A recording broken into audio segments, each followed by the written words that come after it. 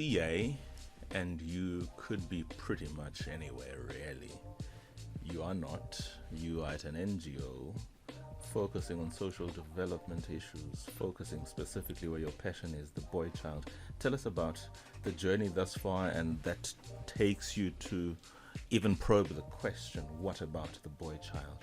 Sis Linda. I left corporate in 2010. And I remember when I was leaving corporate, I said to myself, I want to do something that makes a real difference in the lives of people. I don't know what that something would look like, but I knew that I wanted to touch people in a real, tangible way.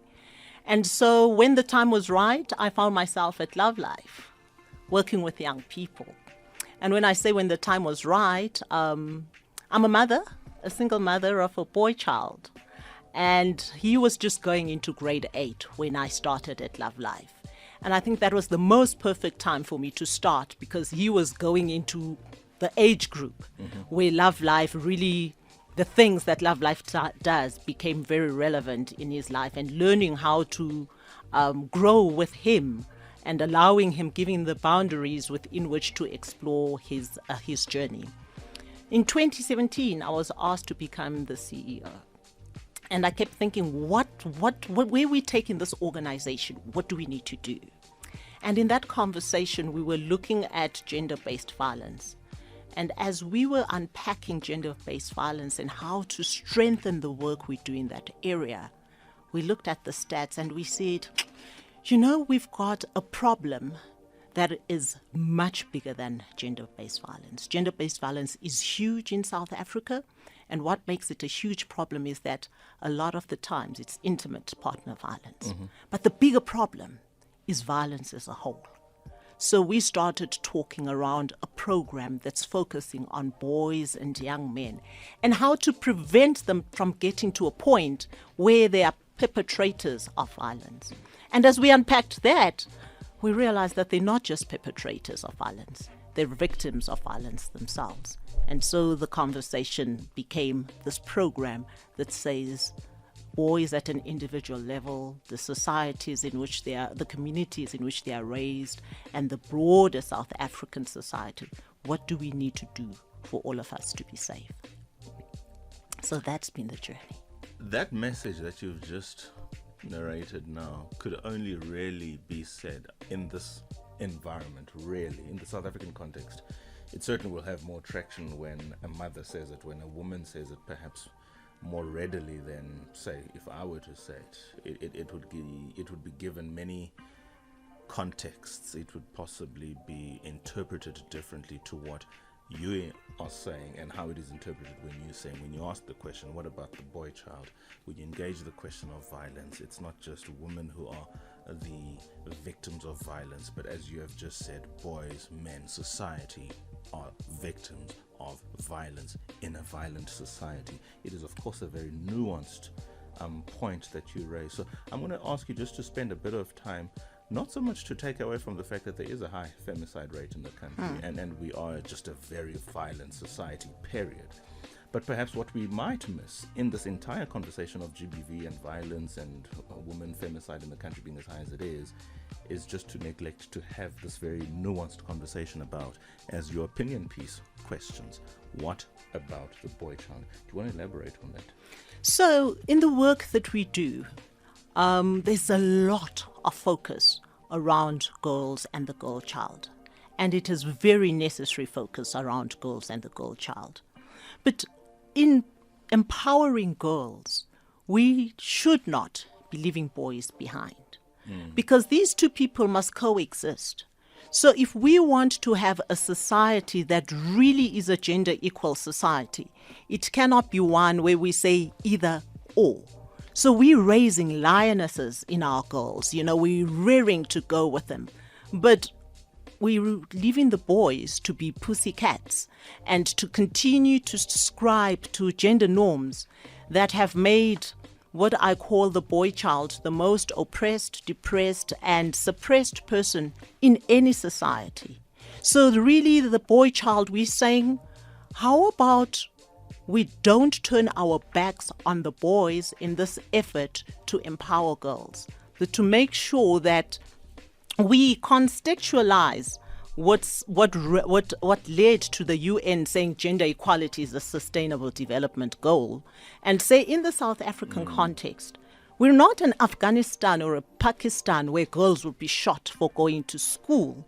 We are a society that is already focusing on saying women have been left behind in our past, and we need to create pathways that will empower them. But we dare not leave the boys, because then we're going to have disempowered boys living with empowered women, and that is going to be a very distracted society. That's probably a conversation you really should rightfully have with the Department of Social Development, and I'm very happy to see them in studio this evening. But let's just go back to the work of loveLife itself. I mean, certainly in the 90s, early 2000s, you couldn't go a day without, on television, on radio, and on billboards, engaging a banner or something to do with loveLife.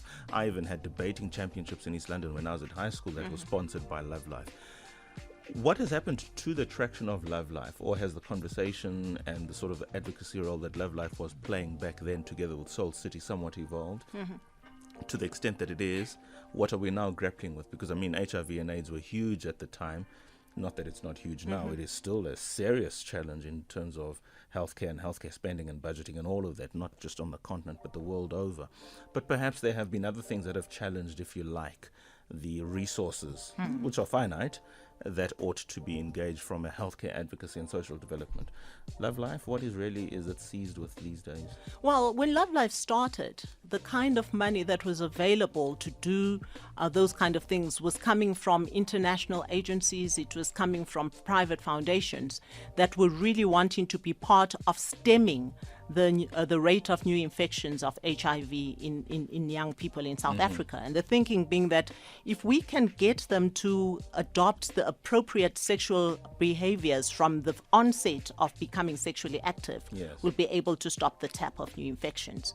So once we got the deaths the deaths numbers reduced, it stopped being a crisis, and the funding started to go to countries where it continues to be a crisis. I see. So that is really what happened. And so now we continue to look at holistic youth health, looking at the clinical health. So we want to make sure, are they physically healthy, but also expanding that to include their mental well-being as well as their social well-being. Which is a serious challenge these days, isn't it? Absolutely a serious challenge.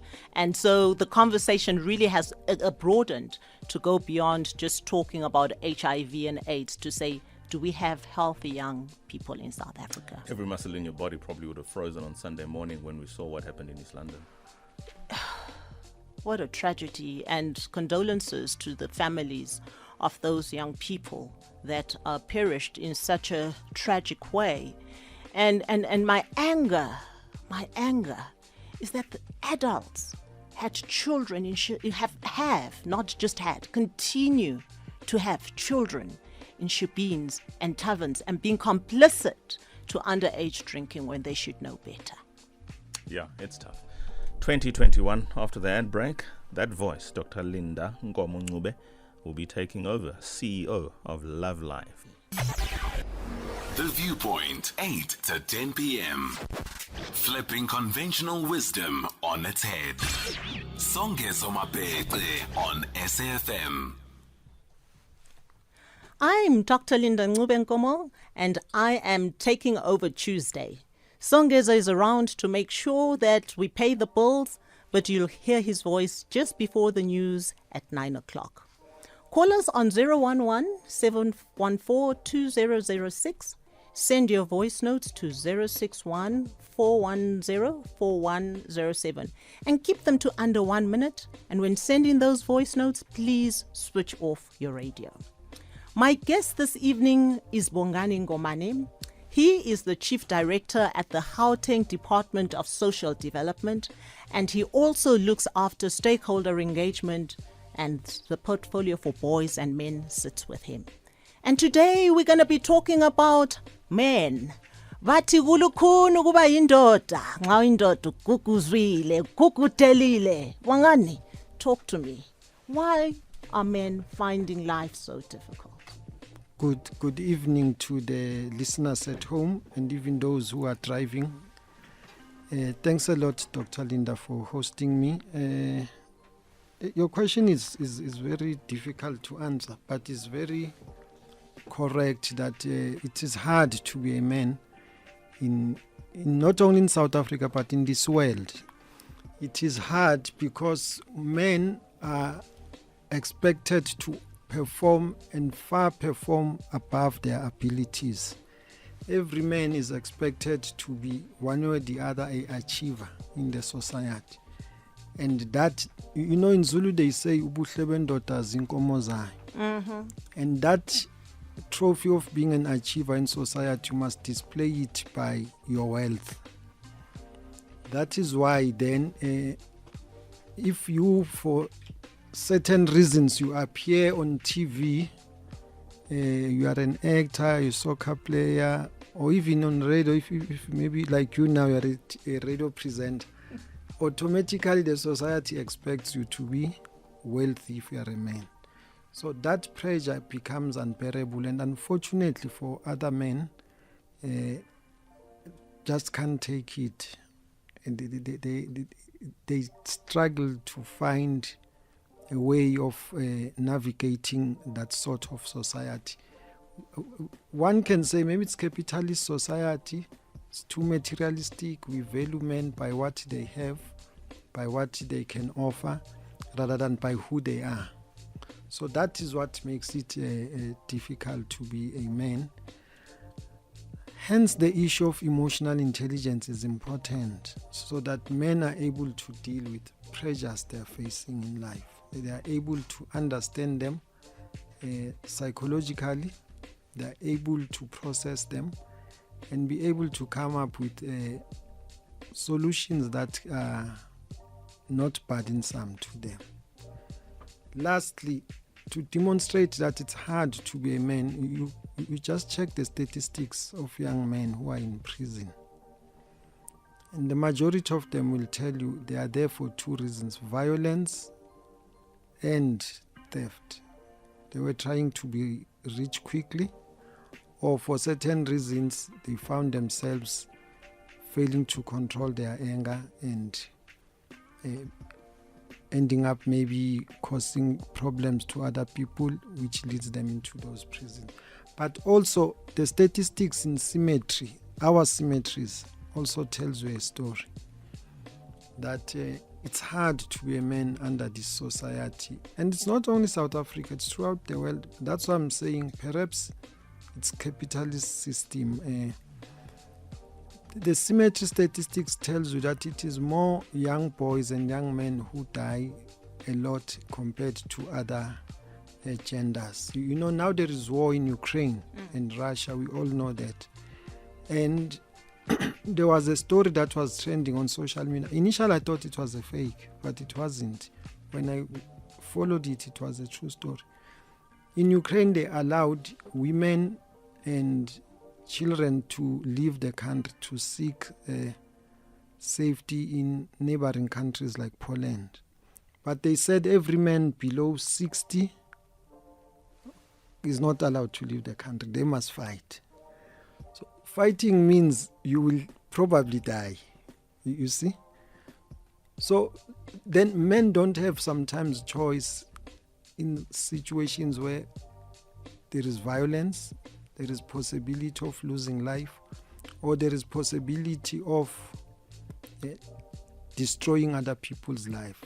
Sometimes the system says you have no choice, you must go to war.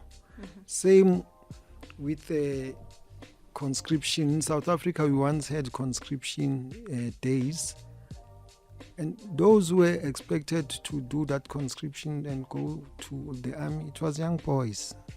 Once you are 17, you do that. Even tradition, once you are a Xhosa boy, a Ndebele, I'm sure even Pedi boys, once you are 18 or above, you are expected to go to an initiation school. When you come back there, then you are declared a man. So if you don't come back there, it's a problem. And those that don't come back, it means they've died there. Last year alone in South Africa, we lost more than 400 boys to initiation schools. And it did not make headlines. No, there was no march. There was no men are victims, men are dying young. Why? I don't remember a case of someone who caused the death of those young boys in mass media. So you can see that the death of men in the society, the hardship of men in a society, it's not a big deal. And that is what makes it hard to be a man. So, Bongani, the things that you've articulated to me so far are nothing new. So your great-grandfather and my great-grandfather and everybody else in the African society, they went to war and women remained behind. You talked about a capitalist society. The saying, "Ubuhle bendoda zinkomo zayo," is talking about wealth. So what is it that we are missing in this conversation? Because we've moved from a situation where men are going to war to protect women to men being at war. Let's continue this conversation after the break. We're back in studio and I am talking to Bongani Ngomane, and our conversation today, we're trying to unpack the issues so that we can start to turn around the tide of violence that is really a pandemic in South Africa. So Bongani, before we went on the break, I asked you a question. What has changed that makes us one of the most violent, one of the unsafest, we rank high on unsafe society in the world? You know what has changed? It's the transition, because we've got a history of violence generally as South Africa, which we experienced during apartheid. So men, again, if you check the statistics of apartheid victims, those that died during that period, those who suffered imprisonment, and even those who were hanged there, the majority it's men. But the transition then from apartheid to a democracy, that has also caused serious problems in our country. Because what happened is that women started to be exposed, started to be empowered. There were programs of empowering a girl child, taking a girl child to work and all of that. And men felt social exclusion. They felt neglected, not important. They felt disempowered. Whether that is true or perceived, it's another thing. But that's the feeling men felt. That then expressed itself in a form of anger, in the form of depression, in the form of confusion. And I think we all know that an angry man is a dangerous man. And that is where we are starting to see men being involved in things of violence, violating women, and even committing acts of femicide, So if we are to change the situation now, we need a system that involves and includes men. And that is why social development has come up with a program called Men as Partners Against Gender-Based Violence in the Society, or Gender-Based Violence in the society generally. So that then men see themselves as partners in fighting GBV. Because the mistake we did as society in fighting gender-based violence, we made it a woman's issue. The narrative was that women are victims, girls are victims. So men and boys were not involved there. So that's why now this campaign of men and boys as partners against gender-based violence, we hope it will help to make men understand their actions, understand the pain they are causing to others, and be able then to transit into a better way of living with women and girls. Yes, and men need to find a better way of living, not just with women and girls, but also of living with each other. It's time for us to have a chat with you. Call us on 011-714-2006 or send your voice notes to 0614-104-107. Remember to keep them under 1 minute and to have your radio off when you send your voice note. I want to hear from you. What is going on? Share with me, what is it that makes you struggle in society? We have a voice note that we're switching over to. Good evening, doctor. What I want to advise us as a man to take care of our life, to make sure that we go and get checkup, because I know us as a man, we don't do checkups. Even if you are sick, you wait until you just fall down so that you can go to hospital. I wish, or I ask to all the men, so that we can go to hospital and get checkups, check the blood, sugar, everything, so that our health will be in good condition. And if you can check, us as a man, we die very quick. Our life is very short because we don't follow the procedure. We do everything that is snacks, and then we don't have to go to hospital and get checkups, and we don't eat properly. We drink too much, we smoke too much. Good evening. Thank you very much. Men, take care of your health. I've got Mzingisi from Cape Town. Teta nami puti nithi kulukhuni kuba indoda. Yo, my name is Mzingisi. As your guest has alluded to the fact that you have mentioned.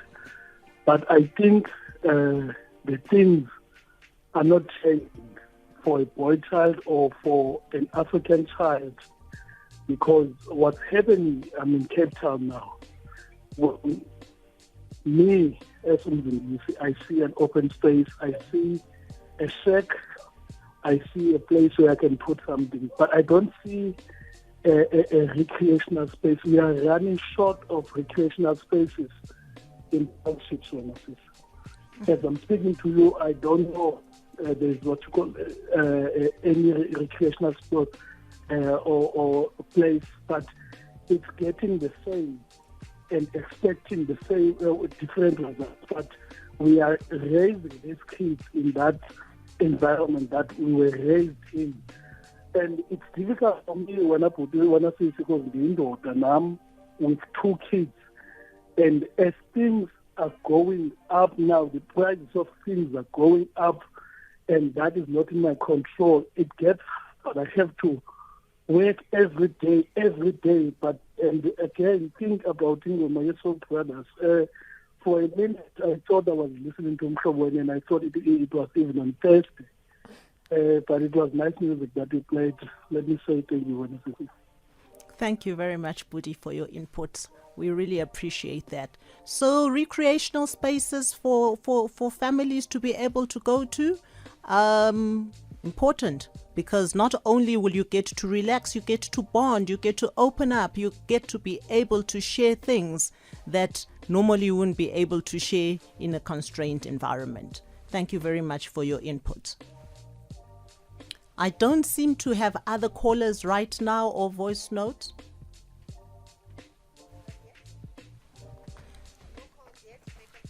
So I want to share a quote that I came across when we started to focus on the work that we're doing with boys and young men as loveLife. And it's by a psychologist called Frederick Douglass. And he says, it is easier to build strong children than to repair broken men. So what has gone wrong in how we are building our children for us to be dealing with a pandemic of broken men? I've got Scully from Durban. Hi, Scully, talk to us. Hi, good day to Shangezo and to your guest there. Thank you for taking my call. My input is, thank you for bringing these guests, I didn't get the name, about the girl child take to school.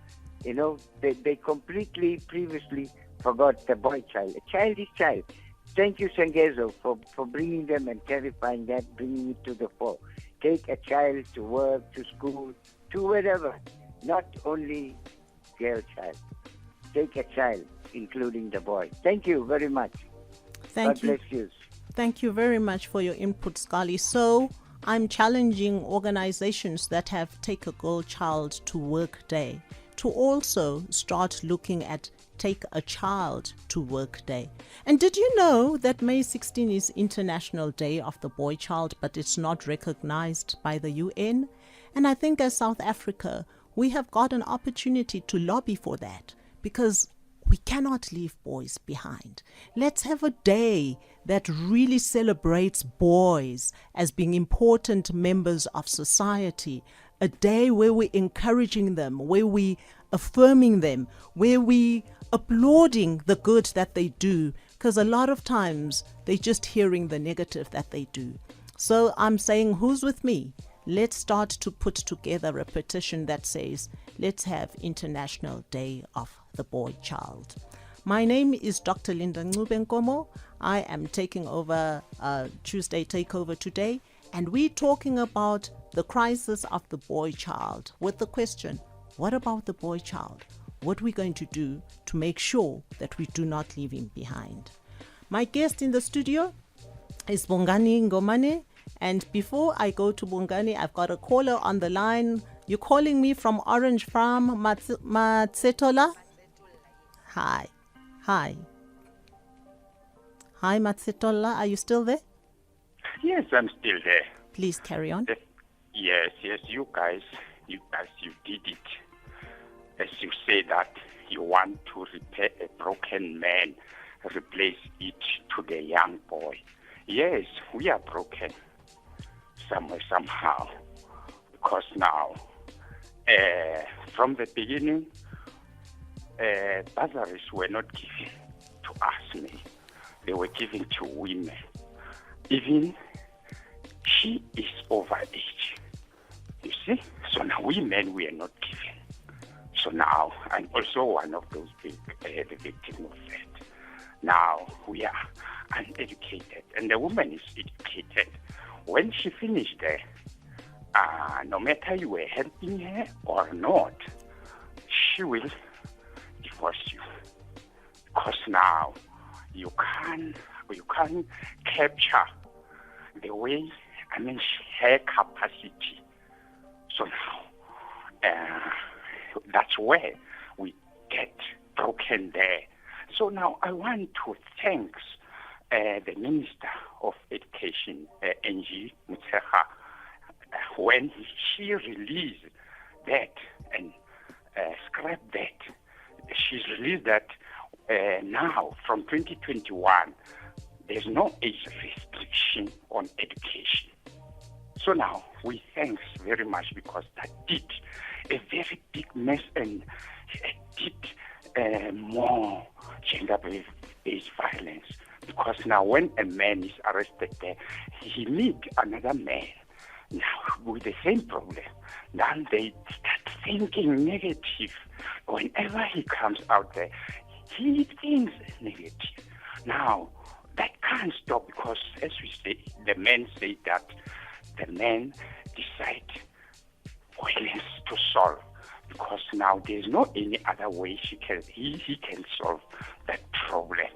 So now, thanks very much. Well done by doing that. Now, when you don't exclude boys, then that's a good development, really.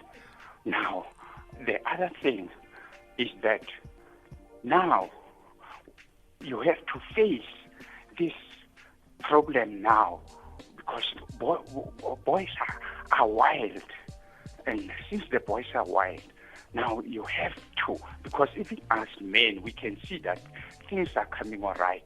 Now we reduce and we come, you cancel us by doing that.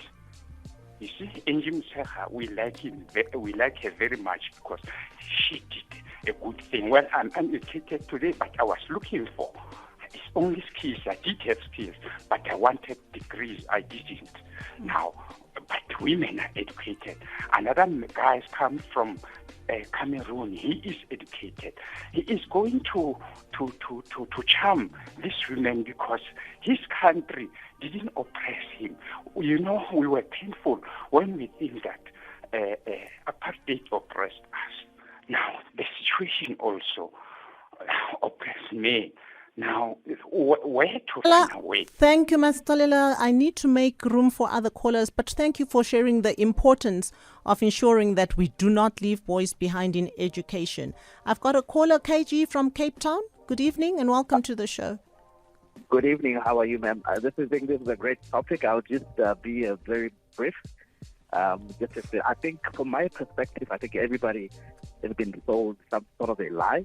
If it's not a lie, it's the fact that people are not attaining what they aspire to. Because people are very simple. All they want is, a wife, 2 kids, just to get something to work on, not even be a millionaire. So you find that every day, people are trying to work hard, trying to attain whatever they want to attain, but they're not getting there. So all that frustration gets built up because even, especially from an African perspective in Africa, people start saying that a man must be a provider, a man must have this, man must have that. And when you're looking in our context, the kind of unemployment there, 17 million people on welfare, on SAfm beneficiaries, you can imagine. People are struggling, people are, believe that if they work hard, if they go to school, they'll be able to attain the kind of life that they should be attaining, So if you look at it from that perspective, you'd realize that people start thinking, hey, what is the point of me working hard, doing this, but I'm still not attaining what I need to attain? Thank you for your input, KG. So you're talking about the environment is really not conducive to being able to live up to your expectations of yourself and of society. Vincent, you are in Mpumalanga. Welcome to the show. Doctor, how are you? I'm very well, thanks. How are you doing? Nishita, how are you? Please continue. Please continue, Vincent. Doctor, I can hear people are lamenting, talking, and doing whatever on the radio. I want us to come to the solution. We've got a cricket club in Mpumalanga around Bushbuckridge. We've got so many kids, more than 200 kids who are there. As I speak, more than a quarter of the kids went to circumcision schools or initiative schools. Why? Is because we have these structures. Your organization as loveLife is not catering the people on the ground. It talks to the people who have got positions somewhere there. That is why my call is all about trying to get your contact to show that you don't come to the radio and talk about the ill that we have. I would like if you can communicate, come closer to our club, which caters the poor of the poorest in the rural area, so that you can start seeing your program, loveLife, catering not people from urban area and townships. Thank you very much, Vincent. I'll put you back to the producer for my details, but I think it is important to highlight that loveLife works in rural and peri-urban areas because that's where the most vulnerable young people in South Africa are to be found. Tulani, you are my last caller and you are calling me from Cape Town. And all our callers have been men today and we're really wanting to understand why I need to look indoda. Hey. Ubunzima is le nto kuthiwa yi-identity. Molweni mama, ninjani? Siyaphila. Thanks for this opportunity. Hi, hello to the listeners. Nqamalo. Ewe, asisazazi. So we don't know ourselves any longer. We are our thought patterns about who we could be, should be, are caught up in past stories that do not reflect a glorious present, an effort towards thinking ourselves towards a glorious present, and a glorious present being a time when we can actually understand communication amongst ourselves in order to relay truthful things, not how was the cricket match and have that be a thing. How was the party? How was Uzalo? Whereas you are struggling with juggling, understanding, having a partner, and having someone who you appear to have an interest in, and not knowing how your brethren will think through it.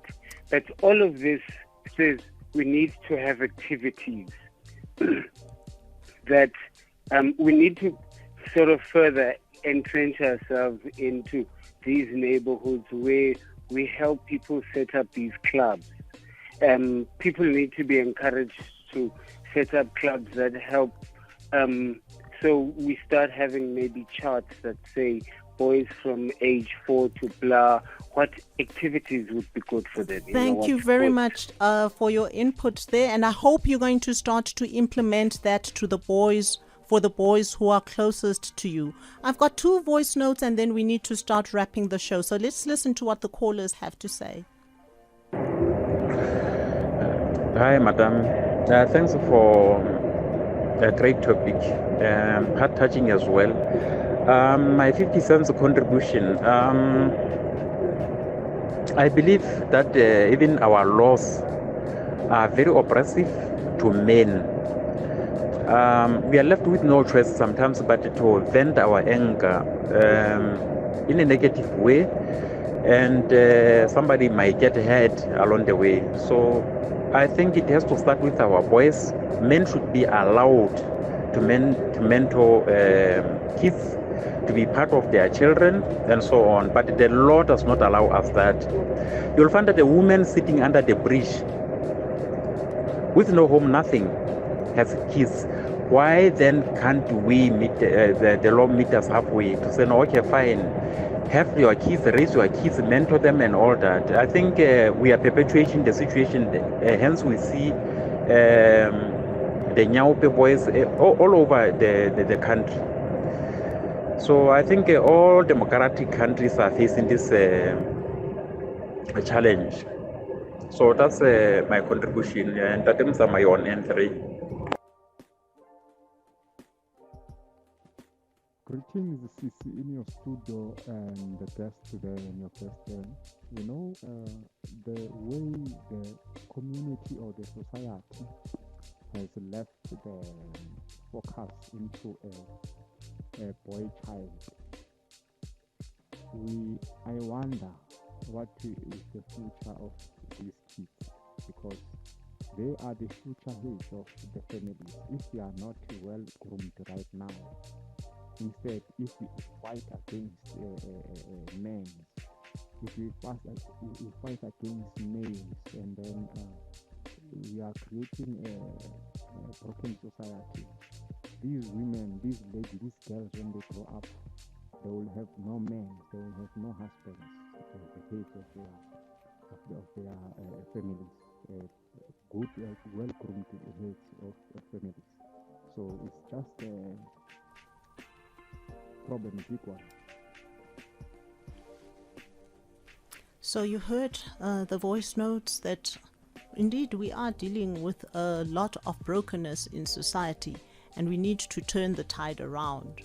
Mr. Ngomane, in the next 2 minutes, we've got at least 42 organizations in Gauteng alone that are doing work that's focused on boys and young men.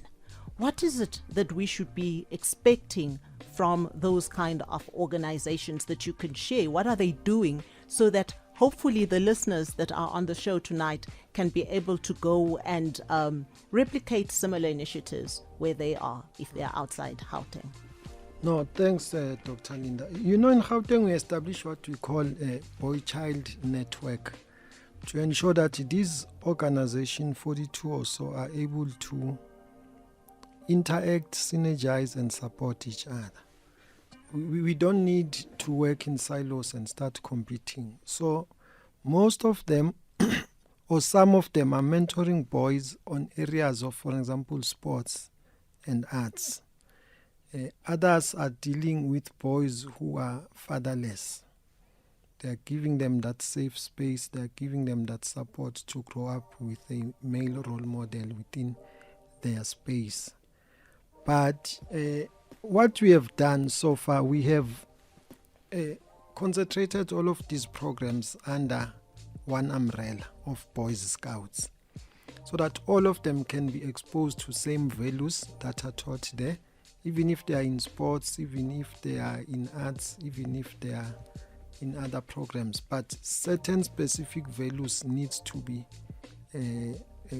given to those boys, so that when they grow up, we can know and see that this boy is from Gauteng because he has undergone this program. He is stable, he is spiritual, and most of all, he is an activist that seeks to ensure that South Africa succeeds. So we also put a lot of programs around patriotism. But if I'm to move with your permission to solutions, I want to say we need to lobby Department of Education to work around the curriculum, because our curriculum is not helpful really. We need a curriculum that can say something about peace studies, so that our young boys grow up with an strong element of understanding what is peace and harmony. But also our curriculum should start talking to issues such as problem solving, so that if I've got a problem with another man or another boy or with my partner, I know how to handle that. I don't handle that problem in an emotional way, in a physical way. And that we should be taught at school. But also, I was saying, we also need to have a curriculum that talks to parenting, so that you learn about parenting when you are at secondary. You don't learn about parenting when you are pregnant as a lady, you see, or when you are a man, you think parenting means just providing for the child. So that people can internalize this concept, this life. When they are old, they are faced with those situations, they know how to deal with that.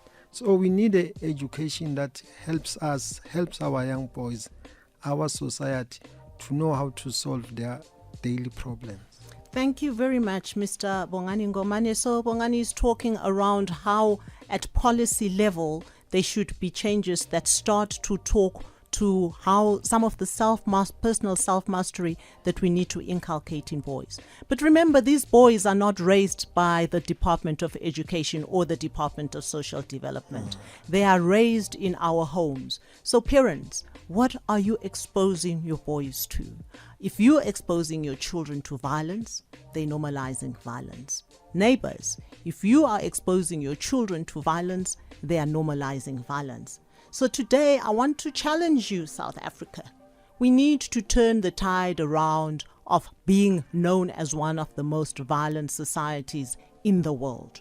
Can we start teaching our children and living out a universal moral code that embraces integrity, honesty, respect, discipline, kindness, ethics, tolerance, equality, and faith?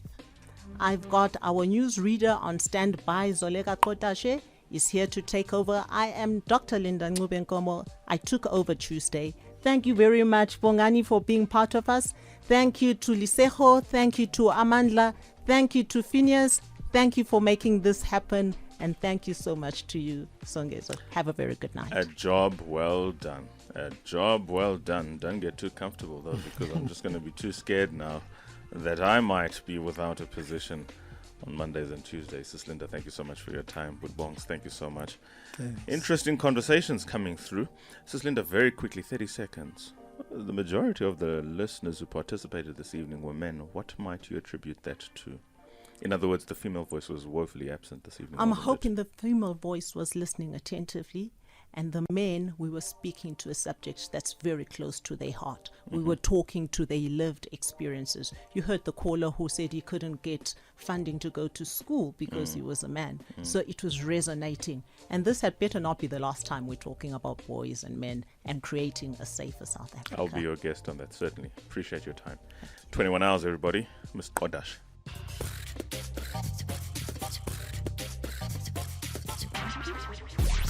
Songezo Mapete on The Viewpoint. Lest there wasn't enough time for you just to sign out the way that you would have preferred on some of the issues that we talked about in the news break, do you have any final comment, Sis Lindy? I just want to tell South Africa that there is an initiative that is focusing on boys that is going to be announced on Thursday. So look out on social media, look out on all platforms, and let's just link arms and be part of this village that is raising a generation of boys that's empowered, a generation of boys that's allowed to be human beings.